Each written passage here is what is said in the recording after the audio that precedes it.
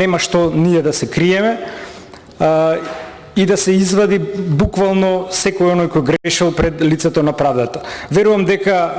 покрај правната процедура ние сме должни да дадеме политичка квалификација на настаните, односно да видиме кој во изминативе години, не само од сегашната власт, туку и од минатата власт, го грешел, а го грешеле многу, има низ за системски пропусти,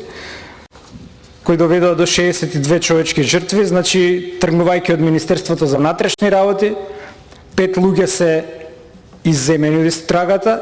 нема да ги споменам по име. Нема потреба да правиме паралелизам во ова собрание или дуализам, веќе во текст се собираат списоци за да се покануваат гости, но исто така морам да нагласам, а и целата македонска јавност се надевам дека знае дека истрагата се уште не е завршена. Најавено е дека ќе биде завршена кон средината на овој месец, да почекаме да биде формиран тој обвинителен акт и после тоа секако дека никој нема против да се разгледува оваа тема и во собранието, таман работа да имаме против. Ние бевме иницијатори да се разгледаат и претходните несреќи